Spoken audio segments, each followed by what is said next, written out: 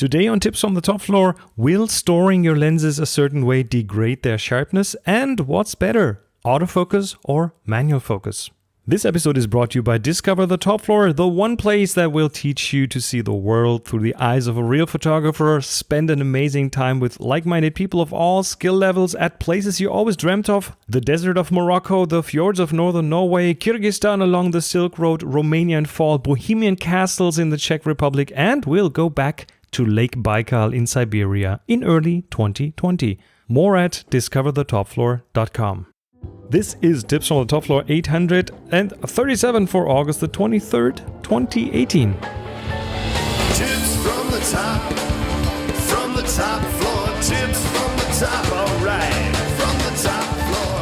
Hey, hello and welcome. It's Chris Marquardt again with another episode of Tips from the Top Floor, the photography thing, you know. Let me see. Episode 837. I'm pre-recording this because when you listen to this, I'm in Ireland, in the northwest of Ireland, going at the wild Atlantic coast, and I'm pretty sure I'm gonna bring something back for you from there. If not a story, maybe a recording, or we'll see. We'll see in one of the next episodes. Okay, two questions on today's show. Scott asks a question about autofocus, and Michael has a storage question, a lens storage question. Before we do that, I mentioned this carbon offset thing in the last episode, and I received a few questions, so let me try to answer those. And mainly has to do with carbon footprint. And there's carbon trading between industry and governments, and I've probably heard of that. And while that's not entirely free of critique, in my opinion, it's one way to at least do something about the carbon footprint. But I've never found a really good way to do this on a personal level.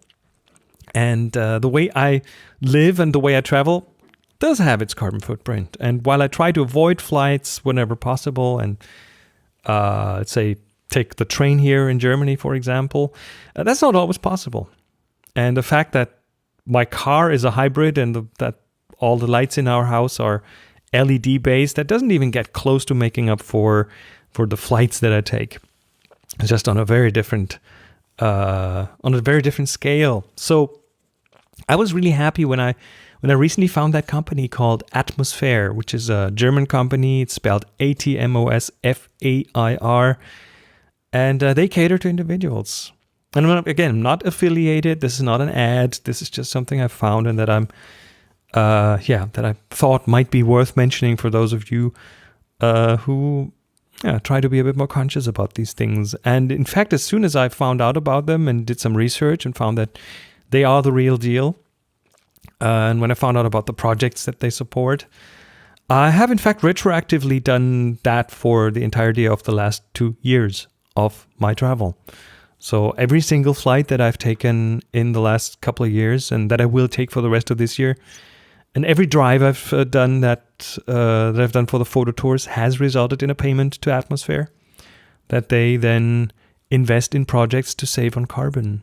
And again, that includes stuff like hydropower plants construction in Honduras, or the super efficient ovens for Nigeria and Rwanda, some projects in India, some in Nepal. The list is long. If you go to the website, you can find all that. And I've also retroactively offset the carbon of the ground transportation on the photo tours that I've done. And I will continue to do that in the future. And I've decided to even add a link to Atmosphere and a short description on all of my photo tour pages. Because I know you guys, I've traveled with many of you on the photo tours. And we've spent a lot of time together, and from what I can tell, I believe that a lot of you would love to be able to join in when you travel to a photo tour. And that's why I've added that to the photo tour pages. And I'm just happy if you make use of that. Anyway, let's get to the first question of the day. And this is from Scott. Hi, Chris. This is Scott. I'm riding my bike across Europe this summer, and Actually, at this time, I'm in Bavaria, so I kind of feel like I'm in your part of the world, at least a little bit. I think the cycling and photography go together really well. Every day I have new scenery, so there's lots of opportunities for shots. And honestly, I often get tired on the bike, so having a camera along is a great excuse to stop and rest and do something different for a little while rather than just move my feet in circles. Okay, you said basic questions are okay, so I have a pretty basic question, and that is whether there's any advantage to doing manual focus over automatic focus. It's difficult, honestly. I've got a compact camera, Sony RX100. There's bright sun. I can put on manual focus and I can set it up so it kind of highlights the contrast, but it's still hard to see, and I've kind of given up on that, and I just use automatic focus. Are the algorithms so good these days for the focus that that's going to give me the best focus? And I know there are some cases like when the camera actually is getting confused, when there's something in the foreground that you want to focus on, like a sign, and you have to force it. But other than those rare cases where the camera gets confused, like I said, mostly I'm doing landscape shots, is autofocus okay? So I appreciate an answer to that. I really love the show, and maybe I'll see you on the road as I bicycle the rest of the way through Germany. Thanks. Thank you, Scott, and greetings to Bavaria. That's awesome. That's an awesome place to cycle because there's lots of ups and downs, lots of hills there. So yeah, I guess you're having a great time. You say this is a basic question? No, it's not a basic question. Definitely not. Thank you so much for asking this. So, manual focus, is it okay? So you say you shoot with a more compact camera, the RX100, and you wonder if it's okay to use the autofocus on that. And of course it is. In general, yes. The answer is yes. Autofocus, a lot of research goes into autofocus. My camera manufacturers, in general, try to make everything as automatic and easy for you. So you buy their cameras and use them, and buy new cameras because they make it even easier for you. It's just that some of us want that to be more of a, well, to want that to be even more deliberate or precise and more skill-based photography, you know? But we'll have to look at two sides of autofocus, and that is, on the one hand, it's precision, and on the other hand, it's the choice of what to focus on. And first, precision. How good is the autofocus? You know, if it locked on to a point and if that point offers enough contrast, then autofocus should be spot on. Every modern camera is spot on if it chooses the right point, especially with a camera like the RX100. And you can try that yourself. I mean, fill the frame with of the camera with a plain featureless white sheet of paper, for example, and then you will notice that the autofocus will have a hard time grabbing onto that paper because it doesn't find any contrast there. But if what you focus on has enough contrast, then the camera will do a good job. It's that simple. Now, sometimes it can miss. And that's the next thing. Apart from precision, that's the second factor. That's the choice of where to focus. Because, of course, there's an area that the camera sees, the frame, the stuff that's in the frame. And there are a lot of things that the camera could focus on. Something in the foreground, something in the middle ground, something in the background. Or if you go and shoot a portrait, if you get close to someone, then yeah, you could have a situation where you're trying to focus on someone's eyes and they're wearing glasses and it doesn't focus on the eye and it focuses on the frame of the glasses and the eye is slightly out of focus, and that's not what you might want. But again, that's the choice of where to focus. Yeah, cameras can be a bit hit or miss. The camera will try to guess what you want to focus on. There's an algorithm in there. And it'll do that based on various things, based on how you set it up. It depends, really totally depends on the camera. If you look at like the bigger wildlife sports photographer cameras, the flagship cameras of Canon or Nikon or Sony or anyone, they sometimes have very, very detailed configuration screens on how to focus on moving things and on still things, and how long to grab onto something when it moves before it grabs onto the next thing. Like imagine a flock of birds in the air. and you're focusing on one and it leaves the frame, what's the camera supposed to do? You know, some cameras you can really go into detail in the configuration. RX100 doesn't do that. And I don't know the specifics of the RX100, but I guess that it'll give priority to things that I would say are in the center of the frame or closer to the center of the frame. It'll probably give priority to faces and so on, because if we have people in the photos, it's typically that we want the faces to be in focus. But the camera will never know your intention. That's the issue. It will always guess what you might want to focus on and then focus on that. Is that a problem? I'd say 90% of all cases, it'll be spot on. It'll be just fine because 90% is the camera will guess the right thing, right? With all its automatic things, it's mostly right most of the time. And as long as you have a way to recognize if the camera gets it wrong and then be able to nudge it in the right direction, then you'll be all right. It's very, very simple. Unless it's time critical, but that's another story. But one of the most important questions here is the camera or the lens made for manual focusing? And I've had a lot of cameras and I've had a lot of lenses, and I would say the RX100 probably isn't really made for manual focusing. I mean, the fact that a camera allows you to manually focus doesn't mean it'll be good at it or that it'll be easy to do. When I manually focus here, I typically do it with lenses that have been made for exactly that use case. My manual focus lenses have big focus rings that run very smoothly. I mean, it's a joy to focus with one of these lenses because it's like, depends on how old you are. You might remember the old stereos in the living room with the big volume knob, and some of those were like amazingly smooth and some of those felt like cheap plastic.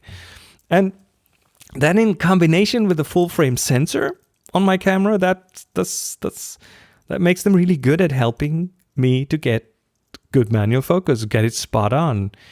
And I take the decision on where to focus, and I'm also in charge of the precision here.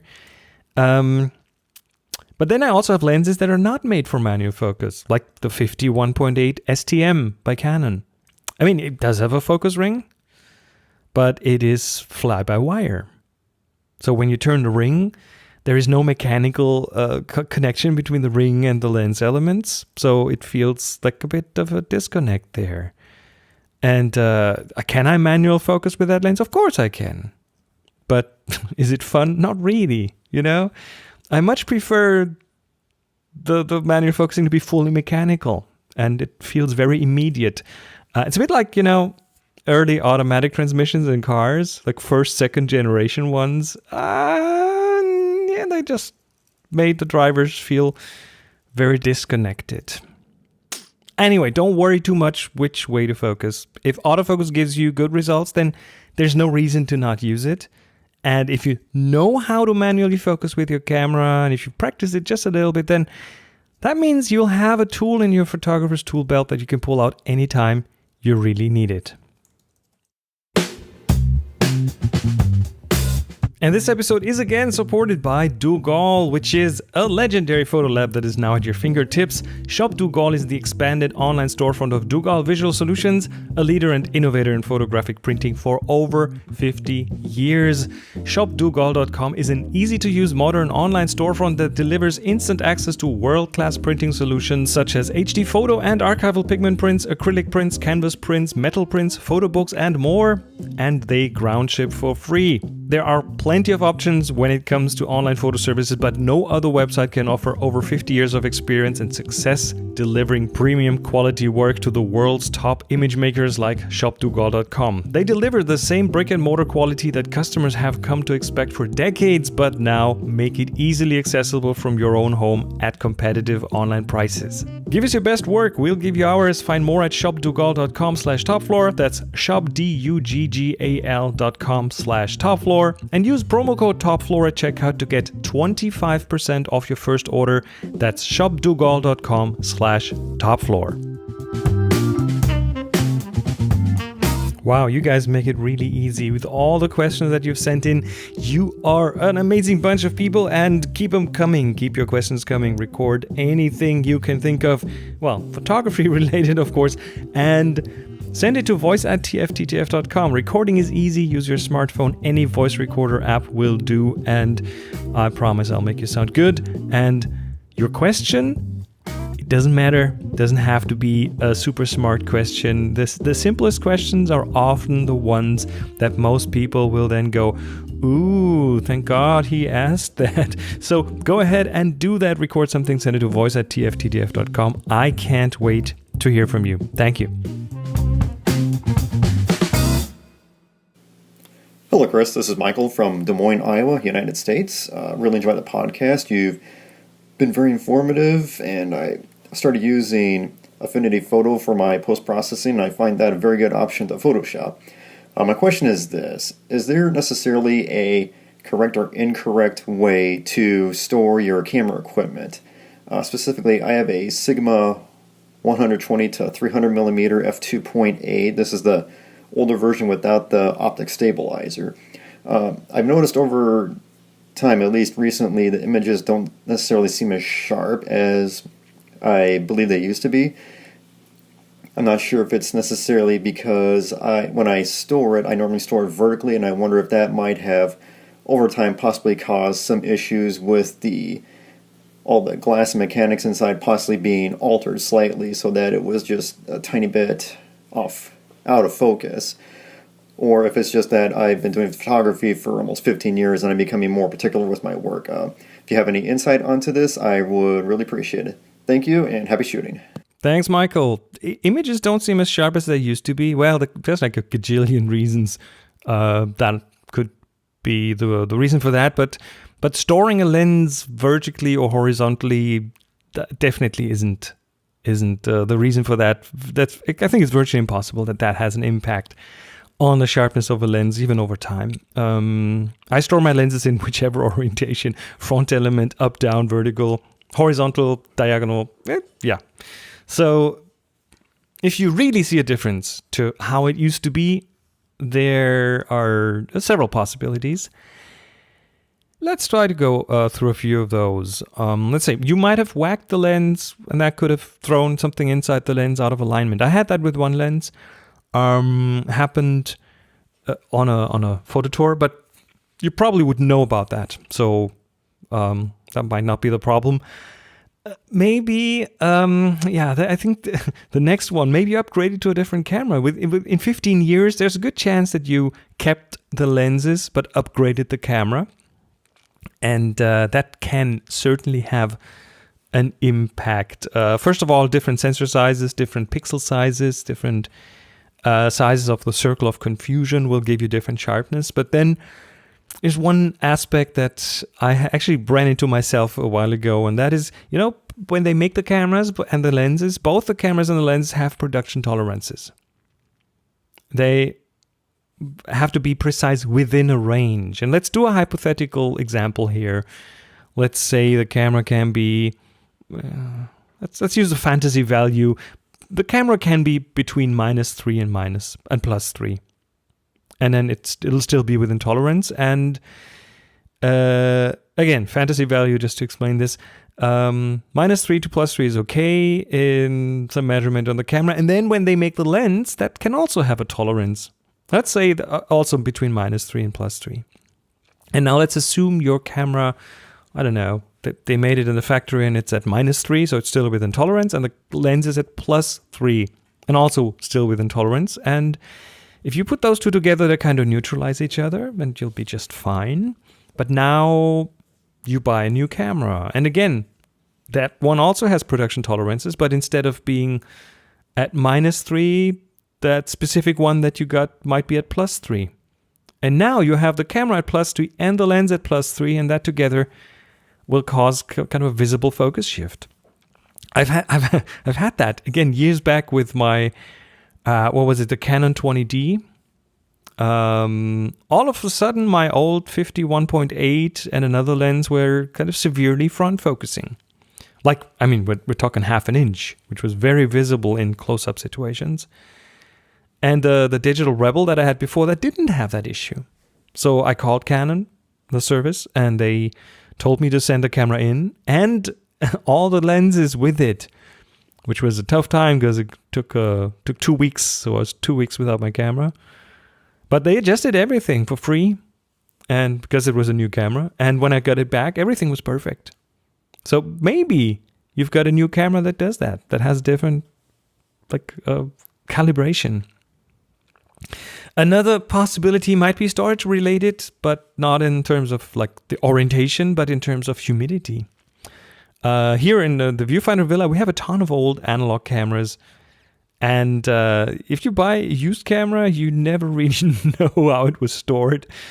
Sometimes they might have been down in a damp basement for years. And if humidity is too big during storage, then there's a possibility for fungus to get in between the lens elements. I've seen that in lenses, and it's usually like the fungus eating the glue or any other organic compounds that might be in there.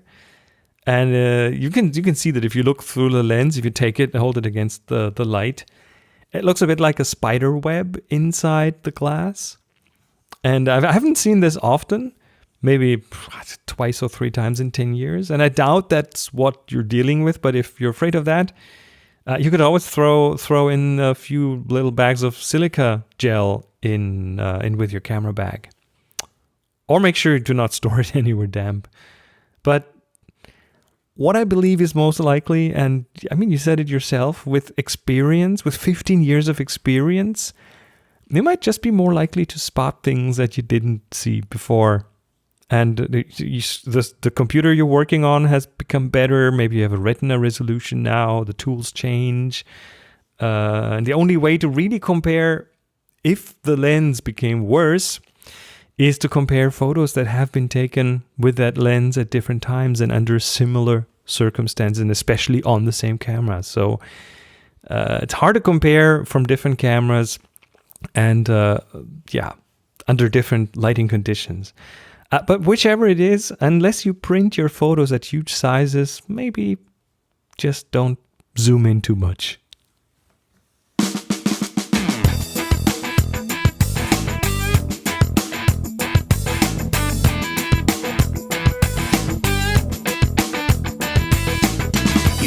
And that was it for this episode of Tips from the Top Floor, pre-recorded in August. Wow. Every podcast is pre-recorded, you dummy. But this one was recorded just a bit earlier than usual. But thanks for being here. Thanks for being subscribed. If you liked the episode, let me know. Give me a rating on iTunes or support the show in any other way. There's Patreon, there's word of mouth, there's Tips from the Top Floor, there's word of mouth. There are so many different ways to support the show, and every little helps. More at tfttf.com/support, and I really thank you.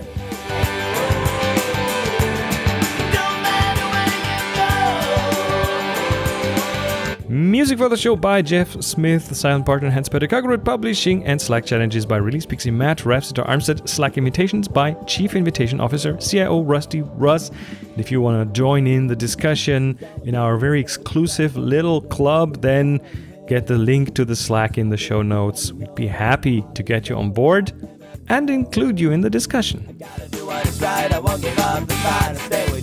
My name is Chris Marquardt. You'll find me on social media at Chris Marquardt. By the way, that includes Mastodon again.